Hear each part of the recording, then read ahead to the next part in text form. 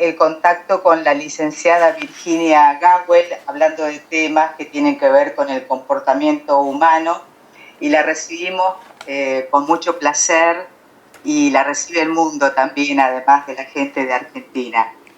Buen día, Virginia. Buen día, Rosita. Qué lindo estar otra vez aquí. Siempre es una celebración. La verdad que sí.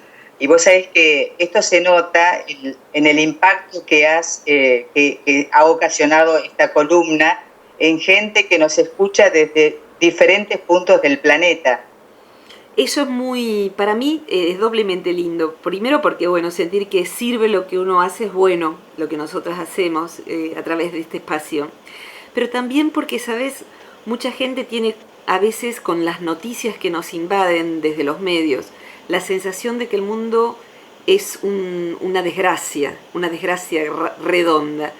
Y lo cierto es que hay tanta buena gente que está haciendo su trabajo silencioso dentro de sí, en la casa, en la familia, intentando. Lo que yo hoy más veo de la vida, de la realidad, es eso. Así que bueno, creo que saber esto que vos decís también es como un consuelo, no estás solo. Si estás intentando hacer un esfuerzo para que tu vida sea más lúcida, para que tu vida sea más ética, más feliz, y con eso mejorar tu mundito y el mundo grande, somos muchísimos, millones, de verdad. Obviamente no solo los que escuchan esta columna desde ya, somos muchísimos. Así que bueno, y hoy tenemos un tema que bueno, de algún modo nos incumbe a todos, porque si el tema es el vínculo con los hermanos, pareciera ser que solamente incumbe al que los tenga, pero en verdad no solamente, aún para el hijo único, el carecer de hermanos le produce cosas vinculares con otros que son sustitutos de esos hermanos que no ha tenido, y a veces sustitutos de hermanos que ha perdido, lo sepa o no, porque es muy común que en las familias haya secretos, cosas no dichas, y uno de ellos es a veces la pérdida de embarazos, espontánea o no. Entonces hay veces en que alguien, aún siendo hijo único, tiene hermanos que está proyectando en los vínculos cercanos, gratamente o no, y cuando hay hermanos pasan cosas, y por supuesto una cosa es ser dos, otra cosa es ser tres, cinco, ser el menor, el del medio, el mayor, ser varón, ser mujer. Así que bueno, no nos va a alcanzar esta media hora para definir todo esto, pero Mechi, que no sé desde dónde, porque creo que nos dejó dicho el lugar, nos mandó hace ya un tiempito el pedido de que tomemos el tema de la comunicación entre hermanos. Ella aludió a las fallas de comunicación, pero tendríamos que ir hacia, me parece a mí, es desde donde yo partiría, la matriz de la comunicación entre nosotros los hermanos. Así que bueno, vos que tenés varios, tenés mucha experiencia. Yo tengo uno, mi querido Manito, mi hermano mayor para quienes no sepan. Pero bueno, es un gran tema, ¿no, Ro?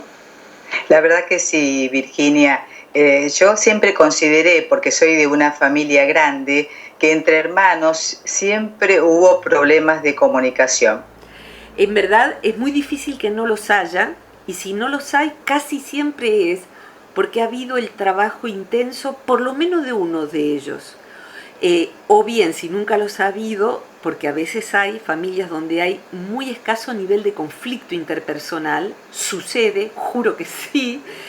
Eso es en general, por un lado, porque hay quizás un trabajo por parte de los papás que han tenido recursos para poder poner los límites correctos, la distancia correcta, el afecto distribuido de un modo sano entre el límite y la cercanía, etcétera, ¿no? Padres que trabajan sobre sí.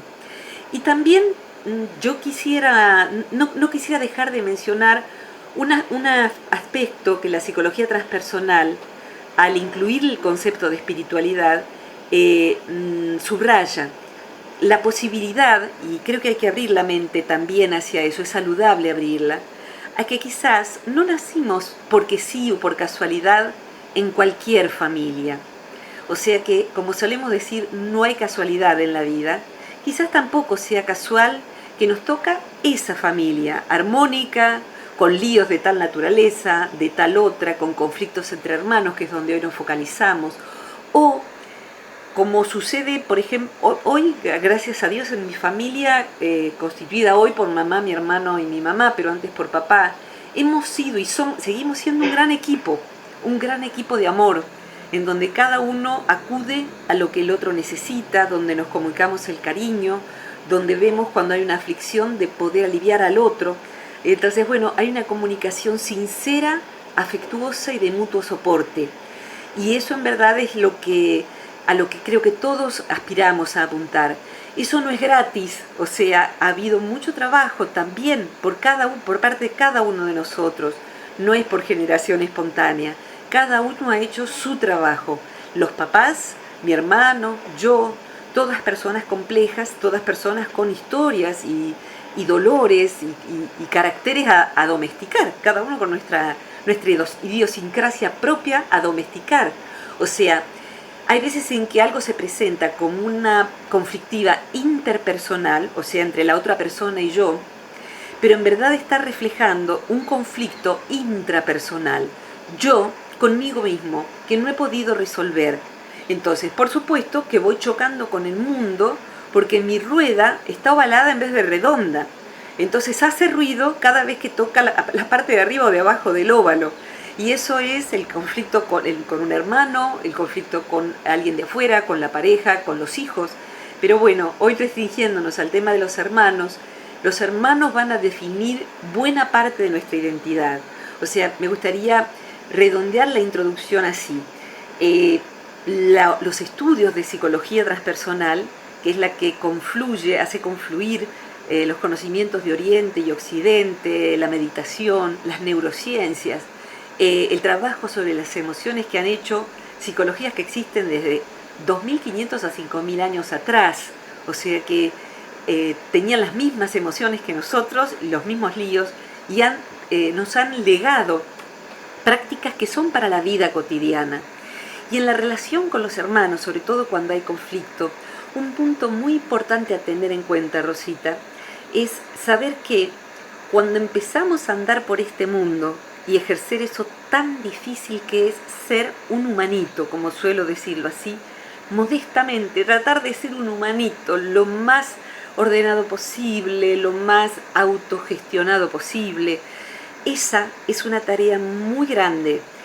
Nacemos en un contexto, en Occidente casi siempre en una familia o en dos, porque hoy en día sobre todo hay chicos que tienen dos familias, la del papá y la de la mamá, marcadamente diferenciadas porque están, viste, a veces separados antes de nacer la criatura o después de recién nacida o desde muy chicos, entonces hay familias ensambladas, medio hermanos, hermanos enteros, Dios mío, toda esa mezcla, hermanos postizos, así que pareciera ser que es más difícil que antes, pero como tengo 30 años y pico de psicóloga, tengo ya un panorama largo de ver cómo han vivido las familias. Y si yo te dijera, Rosita, me quedo con el modelo de antes, donde las familias no se separaban, eran raros los medio hermanos, si sucedían por viudez y no por separación. Yo elijo, así, te pongo la firma ante escribano, elijo este modelo. O sea, no coincido con la mirada de quienes dicen que las familias están disgregándose. No, el concepto de familia se está deconstruyendo y eso requiere una comprensión y una ampliación de la conciencia individual para darle espacio a conflictos que antes no estaban, pero también a bondades que antes no estaban.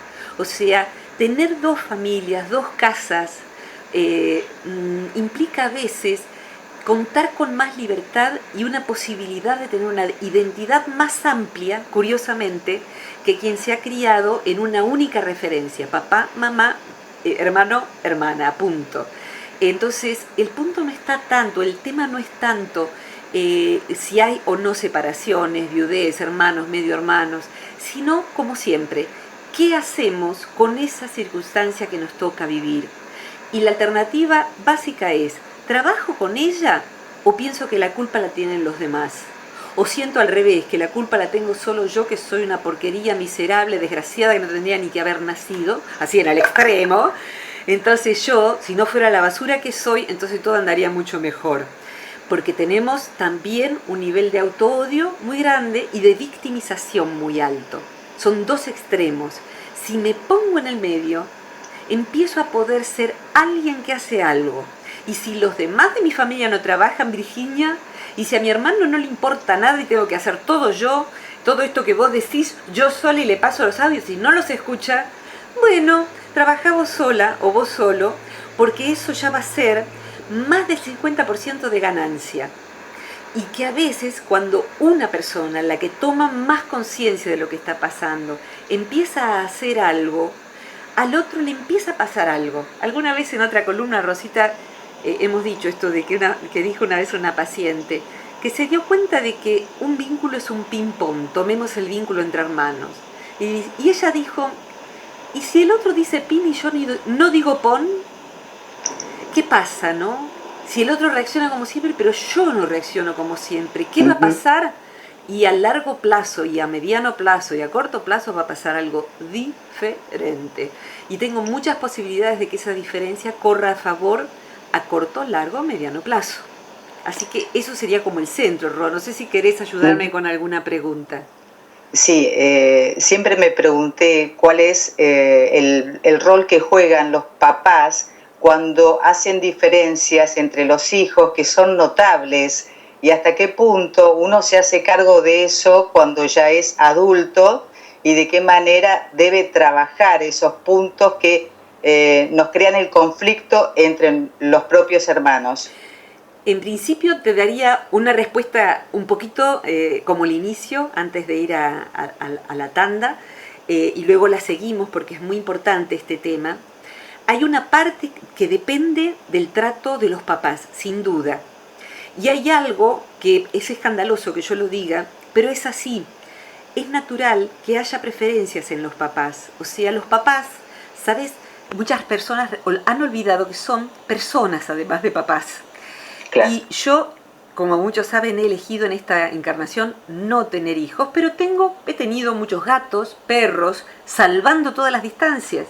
Pero a mí me pasa, siempre me ha pasado de tener uno de mis animales más preferido, aunque no sea correcto dicho así, pero para que se entienda, más preferido. ¿Por qué? Porque tiene un carácter más afín al mío. Entonces a mí me sienta mejor un animal tranquilo que un animal inquieto y demandante, por cómo soy yo. Entonces, traspolando eso al vínculo padres e hijos, hay afinidades naturales. Y eso a veces es de mucha culpa para los papás, pero hay que aceptar que eso es así.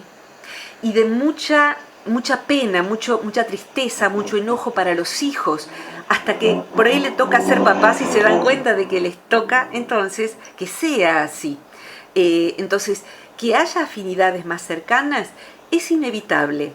Que esas afinidades entre papás e hijos y discordancias se vuelvan más profundas hasta crear un abismo, depende de que los papás puedan tener o no conciencia de ellos, y si los papás no la han tenido, el hijo más desventajado o a veces el más aventajado tiene más problemas, ¿sabes?, que el que ha salido más aventajado, menos aventajado. El más aventajado ve esa diferencia y entonces se encoge para no opacar al hermano.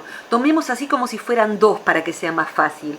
Dos hermanos, después lo traspolamos a que sean 5, 4 o 3. Hay hermanos que se achican para que el hermano que ha sido menos favorecido en gracia, en belleza, en inteligencia, o por ser el menos preferido de los papás, la vergüenza o la culpa que experimenta el hermano más aventajado haga que empequeñezca su identidad. Y eso termina siendo negativo para los dos hermanos, porque que alguien, imagínate, fuera más alto que su hermano y caminara rengo o de rodillas, no va a favorecer al otro hermano y tampoco va a favorecer al que se disminuye. Entonces, bueno, ¿por qué funciona esto así? Lo vemos luego de la tanda, si te parece. ¿Cómo no, Virginia? Y la columna, para seguir hablando de esta relación, ¿no es cierto?, que existe entre los hermanos y que muchas veces se vuelve conflictiva. ¿Y qué es lo que debe hacer uno frente a esa situación que se ha provocado? Sí, y algo muy importante que no quisiera que me quedara pendiente es esto, que empecé a decirlo y ahora me gustaría desarrollarlo un poquito más. Cuando una persona tiene hermanos, y decía, cuando no las tiene y lo busca afuera, puede ser un amigo, puede ser, a veces cumple ese rol, un cuñado, una cuñada, eso, un primo, una prima. Esos otros nos permiten de alguna manera definir nuestra identidad.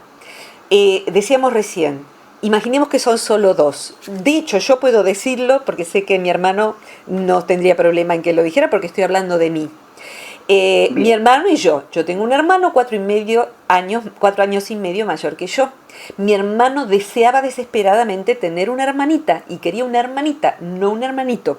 Y nací yo, o sea, he nacido amada y deseada por mis padres y también por mi hermano.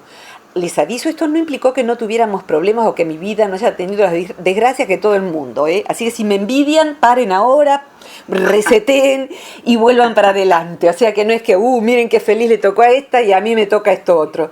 No, decididamente no. Sí ha habido mucho amor y mucho trabajo familiar, pero pongamos esto, bueno, a medida que fuimos creciendo, yo puedo hablar por mí, uno hace una distribución de atributos. ¿Qué quiere decir esto? Mi hermano es extravertido, yo soy introvertida. Mi hermano es simpático, yo soy seca y antipática. Mi hermano hace chistes y se ríe todo el tiempo, yo soy seria y jamás me río. A mi hermano le gusta mucho salir y vincularse y por ahí está menos frente al libro o al escritorio. Yo estoy pegada a los libros, a la biblioteca, tengo pocos amigos, mi hermano muchos, y así. Va viendo como una necesidad de definir la identidad en los primeros años por oposición. Y en esa oposición vamos construyendo entonces mi identidad y mi sombra. ¿Qué sería la sombra? Van a encontrar nuestros escuchantes algún otro audio donde hemos hablado de la sombra, así que pueden googlear Virginia Gawel sombra. Además hoy hay una conferencia de 2 horas y media sobre la sombra. Pero digamos que son los atributos que yo tengo en mí, pero que no los ejerzo. Muchas veces no los ejerzo, ¿por qué? Porque o soy antipática e introvertida, o soy simpática y tengo un montón de amigos. Entonces primero, en la primera parte de la vida, uno elige una parte, uno de esos dos polos, y manda al inconsciente el otro polo, que en general lo ejerce el otro hermano. Inclusive, sabés que hay cualidades que se distribuyen en una familia. En una familia, por ejemplo, decís, ¿vos sabés dibujar? No, yo soy un queso dibujando. El que dibuja es mi hermano Mario, ¿no? Entonces, ¿te gusta leer? No, la que dibuja la que le encanta leer es mi hermana mayor. Como que si la hermana mayor le gustase leer, implicase que yo no, ¿no? Como si fuese un atributo y le tocó en el sorteo a mi hermano, a mi hermana mayor. Y después uno empieza a decir, ¿y yo no sé dibujar? Y yo no puedo ser tan bien extravertida. Yo hoy sí me río, sí puedo ser extravertida, sí soy tremendamente huraña, sí puedo ser tremendamente parca, puedo ser casi cualquier cosa entre muchas polaridades. Entonces, y mi hermano también ha ido desarrollando cualidades que me había tomado yo, porque él también ha necesitado hacer un contrapunto. Un problema que trae esta situación es que cuando yo me quedo con un único atributo, entonces soy extravertida, soy seca, no me importa el aspecto personal que le dé a los demás. Yo estudio, soy intelectual y no ando con esas trivialidades de cómo tenés el pelo, la ropa. Entonces de pronto aparece una amiga o, recién decía, por eso los cuñados, cuñadas, en inglés es brother-in-law, no sister-in-law, que significa, es como el hermano o la hermana en la ley, político decimos aquí, el hermano político, ¿no? Así como hay rivalidades entre suegra y nuera, se suelen dar, tengo que decirlo, más entre cuñados del mismo sexo, digamos, cuñado y cuñado, cuñada y cuñada. ¿Por qué? Porque proyectamos todo lo que nos gusta, lo que no nos gusta de nosotros, más fácilmente en otro humano del mismo género que nosotros. Entonces no es raro que cuando aparece una cuñada en la familia, la hermana sienta celos. No es mi caso y menos ahora en la adultez. Sí lo era cuando yo era chica. Entonces no es raro entonces que pobre cuñada se lleve todos los celos y la rivalidad y la proyección. Entonces, en el caso anterior, No porque me haya pasado exactamente esto, pero para que el ejemplo sea claro, yo soy intelectual, seria, reservada y todo eso. Mirá cómo se viste, pero ¿por qué se maquilla tanto? Pero se la pasa saliendo, pero se la pasa en el shopping. Pero qué barbaridad, cuánta plata que gasta sobre sí misma. ¿Cómo no lee a Borges? Pero, etcétera. ¿Cómo mira la novela? Y rechazo eso porque ella es mi hermana. Es una hermana postiza, pero es mi hermana. Entonces, por oposición, yo me afirmo mi identidad rechazando afuera eso que yo rechazo en mí. Pero a lo largo de la vida, eso que acontece es un empobrecimiento de la identidad mía. Si yo voy trabajando sobre mí, como recién decía, puedo decir, me voy a arreglar el pelo. Mira qué linda esta ropa, me la voy a poner para poder salir. Voy a ir de compras con mi cuñada, de hecho. Entonces, y voy a charlar un poco más con ella, a ver cómo fue su infancia, sus dolores, porque a lo mejor ni siquiera la conozco en profundidad. De hecho, Rosita, los hermanos, con mucha frecuencia, una vez que van llegando adultos, no se conocen mucho el uno al otro, porque se han quedado con una vieja imagen. De hecho, en los retiros, yo acabo de volver de dar el retiro de verano, siempre aclaramos, hoy es febrero de 2018. Bueno, hace poquito di el retiro de verano que es cada enero. Entonces, bueno, allí estaba viendo, en uno de los ejercicios se hace una pregunta, ¿quién eras vos hace 10 años? Si podrías pararte frente al otro y decir lo mismo de vos hace 10 años. Y la verdad es que yo no, y creo que cualquiera que tome esto y después lo practique, yo no soy la misma que hace 5 años tan siquiera. Tendría inclusive que negociar con la que fui el año pasado, porque tampoco. Pero si me estiro un poco en el tiempo, definitivamente me han pasado cosas, he aprendido cosas que hacen que yo no sea la que fui. Entonces, ¿por qué voy a imaginar que mis hermanos, mi hermano, mi cuñada, mi prima, son las mismas que cuando yo era chica o que el anteaño pasado? Entonces, es muy importante como práctica, y acá lo recomiendo como ejercicio porque además vos sabés que yo lo hago, es necesario tener diálogos con nuestros hermanos, con aquellos que nos llevamos mejor o con aquellos con quienes tenemos conflicto, para saber de su vida, y eso es afuera de las reuniones familiares. Tomamos un cafecito, si no se puede una vez a la semana, una vez al mes. ¿Cómo estás? ¿Cómo te fue con aquello que me contaste el mes pasado? ¿Sabés que me está pasando esto? ¿Sabés que me di cuenta de que cuando yo era chica me pasaba esto con vos y después en la adolescencia esto otro? Para vos, papá, ¿cómo fue cuando éramos chicos? Esto. ¿Por qué? Porque los hermanos, al igual que la mayoría de nuestros vínculos, incluyendo hijos y parejas, tienen un 70/80/90%, depende del caso, de imaginarios, ¿sabes? O sea, me imagino cómo es el otro. Le proyecto cosas mías internas, pero también le proyecto lo que el otro fue, y el otro ya no es ese otro con mucha frecuencia. Entonces, un acto de amor es actualizar cómo es el otro en cualquier vínculo, pero entre hermanos donde la proyección es muy fácil y hemos ido quedándonos rengos de atributos, de cualidades porque se lo hemos cedido al otro. Y a veces quiero hacer acá una pequeña notita antes de pedirte ayuda para redondear. Recién tuve un pequeño lapsus, pero fue un lapsus porque era lo siguiente que iba a decir. Proyectamos las cualidades positivas nuestras, las más queribles, también en el hermano a veces. Eso se llama la proyección de la sombra dorada.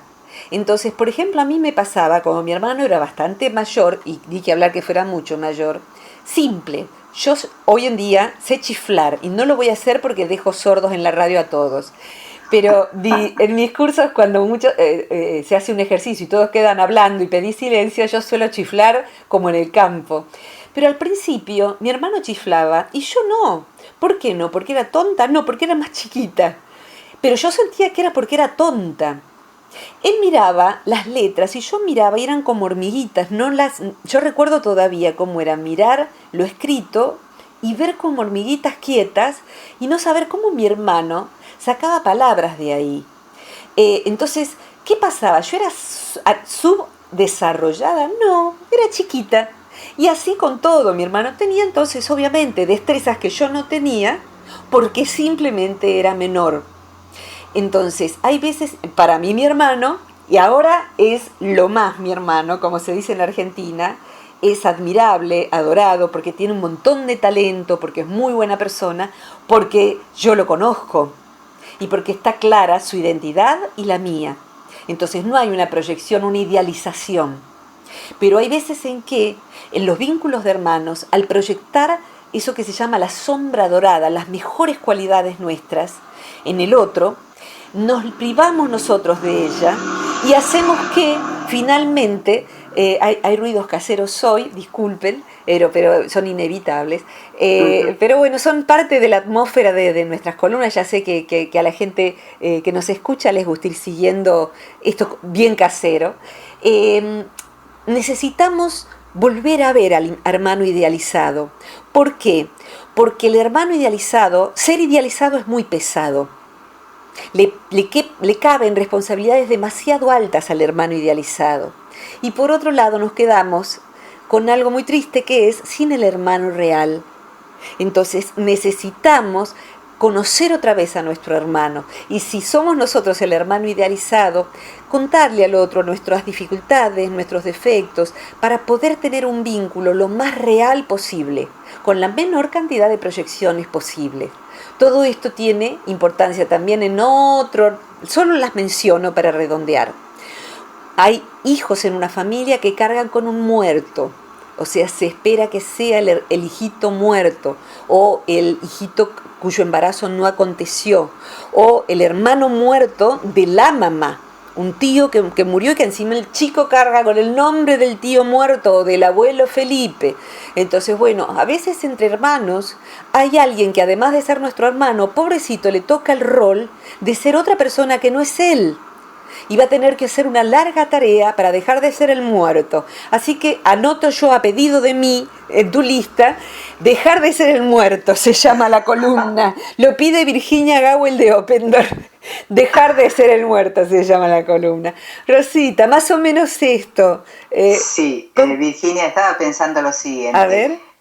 Uno idealiza, o sea, como hermano, podés idealizar a favor, ¿no es cierto? Sí. Con una figura dorada, como vos mencionaste, pero también puedes idealizar en contra. ¿Y qué es lo que uno hace? ¿Queda preso de un prejuicio? ¿Cómo sales de esa, de esa cárcel del prejuicio? Es una hermosa definición, es una cárcel. Sí, lo que hacemos, a ver, levante la mano entre nuestros escuchantes, ¿quién se enamoró y luego se desilusionó porque empezó a ver lo que siempre estuvo, pero que no veía al principio? Levanten la mano. ¿Imaginás todas las manos levantadas? La cantidad de manos que se levantan en este momento.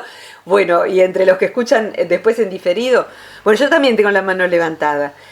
¿Por qué pasa eso? Porque la percepción que hacemos cuando conocemos a alguien es selectiva, se dice. O sea, seleccionamos los rasgos que nos gustan y rechazamos los otros, o seleccionamos los rasgos que rechazamos y negamos los rasgos lindos de esa persona.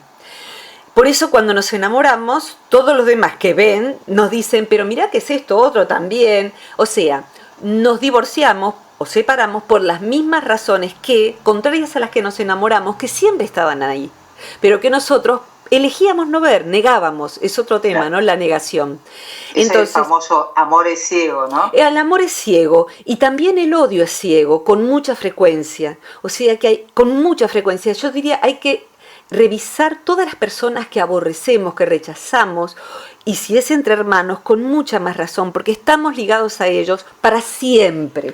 Aunque se mueran, estarán siempre en nuestro árbol genealógico, de manera que resolver el vínculo con los hermanos lo más posible y llegar a que sea tan armónico como sea posible ese vínculo, es una tarea que siempre va a jugar a favor nuestro y de nuestra descendencia si la tenemos.